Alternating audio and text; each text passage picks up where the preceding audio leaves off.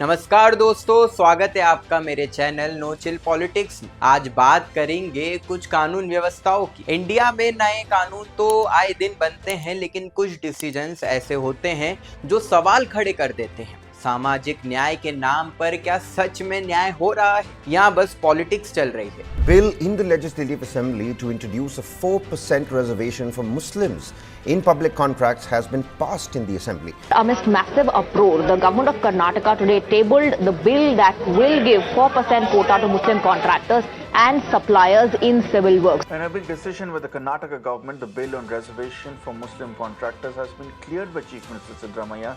Under this bill, the contractors belonging to the Muslim community will get a 4% quota in public work contracts. Karnataka सरकार ने केटीपीपी act में एक amendment पास किया है जिसमें मुस्लिम कॉन्ट्रैक्टर्स के लिए 4% कोटा दिया गया है। हाँ, अब सरकारी टेंडर्स में मुस्लिम कॉन्ट्रैक्टर्स को एक्सक्लूसिव रिजर्वेशन मिलेगा। मगर सवाल ये है, क्या ये डिसीजन सोशल जस्टिस का है या सिर्फ वोट बैंक पॉलिटिक्स का एक नया खेल? क्या इंडिया जहाँ कास्ट बेस्ड रिजर्वेशन का एक सिस्टम है, वहाँ रिलीजन बेस्ड कोटा देना कॉन्स्टिट्यूशन का वॉयलेशन है? आज हम करेंगे इस फैसले का एनालिसिस नो चिल अंदाज में, मगर फैक्ट्स और लॉजिक के साथ। मगर उससे पहले चैनल को सब्सक्राइब कर लीजिए। तो चलिए शुरू करते हैं। Karnataka transparency in public procurement act यानी कि केटीपीपी एक्ट, इसका मेन ऑब्जेक्टिव है ट्रांसपेरेंसी और फेयरनेस इन गवर्नमेंट टेंडर्स। तो फिर ये 4% रिजर्वेशन किस लॉजिक से आए?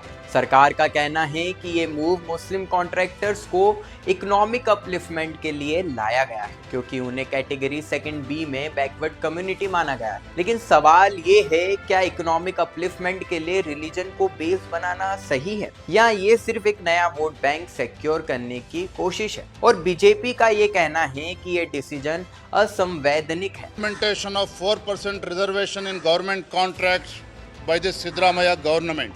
We strongly oppose this. Bharatiya Janata party we strongly condemn.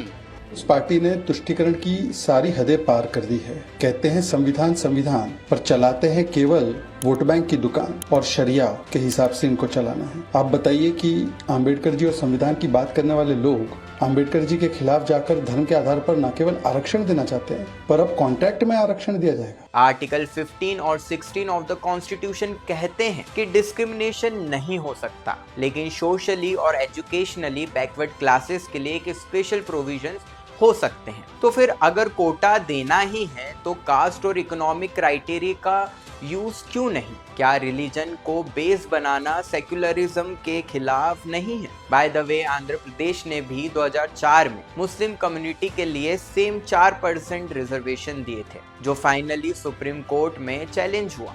तो सवाल ये है कि क्या कर्नाटक सरकार सुप्रीम कोर्ट का वो हिस्ट्री भूल गया है या फिर पॉलिटिक्स में हिस्ट्री से कुछ नहीं सीखा जाता? अब आर्टिकल 15 कहता है कि कास्ट, रिलीजन, रेस, जेंडर के बेस पे डिस्क्रिमिनेशन नहीं हो सकता, और आर्टिकल 16(4) कहता है कि स्टेट सोशली और एजुकेशनली बैकवर्ड क्लासेस को अपलिफ्ट करने के लिए प्रोविजंस बना सकता है। तो ये तो क्लियर है, सोशल एंड इकोनॉमिक क्राइटेरिया को बेस बनाया जा सकता है, लेकिन रिलीजन को नहीं। लेकिन जब पॉलिटिकल कैलकुलेशन डोमिनेट करते हैं तो शायद संविधान की लाइन को थोड़ा स्ट्रेच करना सरकारों को एक्सेप्टेबल लगता है। और ये भी इंटरेस्टिंग है कि जब किसी कम्युनिटी को अपलिफ्टमेंट देने की बात होती है तो एक्चुअल इकोनॉमिक डेटा की बात क्यों नहीं होती? क्या ये डिसीजन जेन्युइनली एम्पावरमेंट के लिए है या बस एक पॉलिटिकल टोकनिज्म? और हाँ, अगर ये प्रेसिडेंट सेट हो गया तो क्या बाकी कम्युनिटीज भी ऐसे डिमांड्स नहीं उठाएंगी?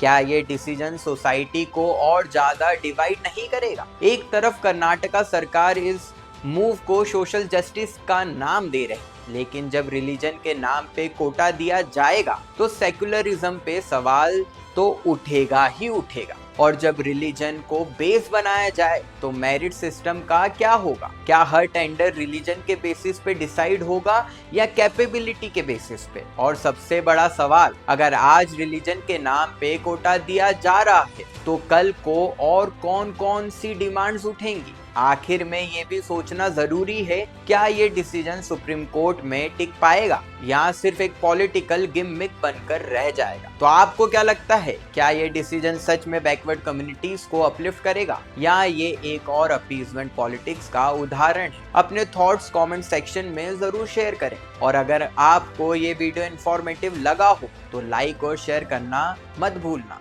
और नो चिल पॉलिटिक्स को सब्सक्राइब जरूर कर लेना। मिलते हैं अगले एपिसोड में, तब तक के लिए स्टे अवेयर, स्टे इन्फॉर्म्ड।